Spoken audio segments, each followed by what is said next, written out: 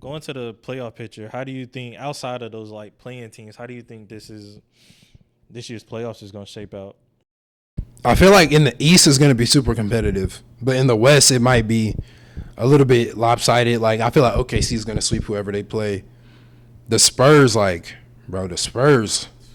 I don't think, bro. We talked about it before the season. I was like, I think they 1 year away, and then they just went off and just had this 60-win season.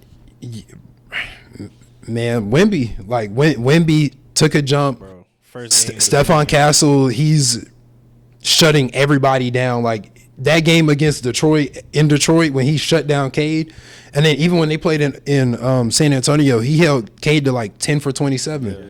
Like he's gonna make it so hard on your other player, and then Dylan Harper can guard full court. De'Aaron Fox can guard. Champagny smacking threes. Yeah. Keldon Johnson can guard. Vassell can guard. Like. And everybody can score. Like nobody on that court. They never have anybody on the court that you can just say like, yeah, we're living with what you're doing. Yeah. So, yeah, the Spurs will probably sweep whoever they play. I need Spurs versus Spurs versus Denver round 2. I want that so bad, but I think the Lakers. I think Jokic is the only starter playing for Denver tonight. I think he's questionable. Last time I saw. Which I think maybe. Needs to play this game. Yeah, I think he might need to play it. I think he needs to play this game to get to 65.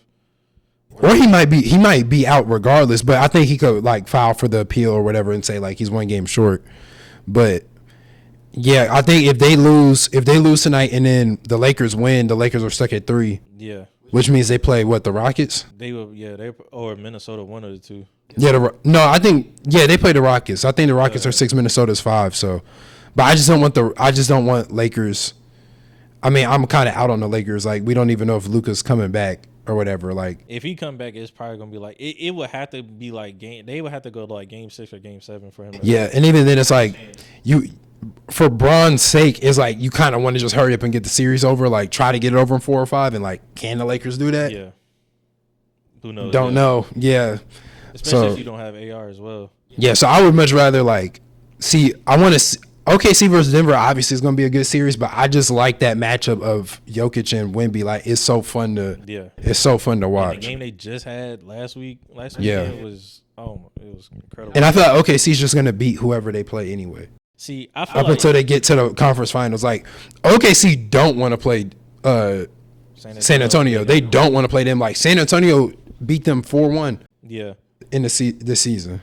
But I think for some reason, bro, they just turn it up at the right time. Like they know how to just lock in and turn it up. Like I'm not saying like they just be coasting throughout the season just winning games, but it's just like they like, all right, the last 2 years it was like last year it was like, okay, we getting by, boom, we turn up, sweet 6-game series, 5-game series or whatever it was, and then game 7 in the finals. This year it was kind of like the same. Like they started off high. It was like, oh, can they get the record? Yeah. And then you got by that, and they did deal with injuries too. Like they had some like J-Dub was out for like half the season. Chet missed huge games. Shea missed some games, but they stayed the course for the season. I think now they getting ready to like really turn it up. Like, yeah, especially since they're just now getting back healthy. Like Isaiah Joe missed time. Oh my God, what's the light skinned guard's name? The lefty, AJ Mitchell. Yeah. AJ Mitchell missed time. They got Jared McCain. Stupid trade, by the way. Like, stupid trade. So they got Jared McCain. Like, they got so many weapons, and then they just now got J-Dub back like 8 games ago or something. So he's getting back rolling, and that first round series is just gonna be like, it's gonna be a tune-up. Yeah, it's gonna be a tune-up. Like nobody in that 7 to 10 range could test them in the first round. No. So yeah, but I think the East is gonna be interesting because Boston somehow, some way hung around the whole year. They weren't supposed to be there. They hung around the whole year, and then they got JT back. People are like, JT came back looking like he didn't miss a beat. Like, no, literally. Like okay, he looked rough like at times. Like he he's airballing shots or missing short, but like the playmaking's there, the rebound is there. His defense has been okay, and it's ramped up recently. Like he's been really good on that end. Like, I almost want to take Boston to make it to the finals. Like, I don't know if they're going to win necessarily because I don't know if they play the Spurs or OKC. That's who I think is in the running to really get to the finals in the West. I don't know how well they fare up against them, but man, Boston's like they're just really good, bro. Like I feel like Detroit's just young and they haven't been there. Yeah. So it'll be rough to like say, oh yeah, Detroit can get to the finals. Like yes, they're the first seed in the East and they have a chance, but you play Boston and all that experience on that roster is just gonna be tough for them to get by. I honestly think both sides is gonna be real competitive. Like you said, like the East is gonna be tough. I'm off Cleveland. The last 2 years, they first round series have been real boring. I don't think I can do it. I don't think the Knicks are together right now. Like they about to. I think Cat is going. I think Josh Hart is going at the end of the season. Mikal might be going. I think they about to blow this whole thing up. They not together right now. Real talk. I think they about to just go for Giannis. I think that if they lose, especially if they lose first round, like because they'll play what, Cleveland? Yeah. Or no, they play the 6th seed. Because this what Detroit 1, Boston 2, yeah, New York is 3. So they would play any of Toronto, Orlando, or Philly, pretty much. Yeah, and all of those are series that they can lose. So like if they lose in the first round, I think that they're gonna blow it up and they're immediately like looking dead at Giannis because Giannis wants to go to New York, even though he'd be trying to act like he don't want to. He wants to go to New York, and I think Giannis and if you find a way to trade Giannis without giving up Mikal or Josh Hart, like if you give it, you're gonna have to give up Cat for contract reasons, and he's the best player that you can give in a deal. Yeah, because you're not giving up Brunson. And then Milwaukee would probably ask for OG, but OG's off the table. They're not gonna trade OG. Yeah. And Mikal had a down year. I would say either I'll give up Deuce and Cat. In my first, and probably like some other picks, or you could get a third team involved and try to get some more picks going somewhere for another player or something. But yeah, I think New York is the one that everybody's going to look at for moves in the offseason. Like they got to do something because it's not working. Yeah, but honestly, I mean, I think Detroit can get to the second. I think they can get out the first round this year. The second, it depends on who they match up against. Yeah. I think it really depends on who they match up against in the second round. But I think I'm with you. I'm kind of leaning more towards Boston to get to the finals just because of experience, and they're probably the most cohesive team right now in the East. Yeah. Especially with Cade just coming back from his injury. Yeah. Like him playing playoff minutes is going to be – how is he going to look playing playoff minutes compared to – 20 minutes in a regular season, and it's gonna take him that whole first round series just to get his legs back, fully ramped back up because he missed like 2 weeks.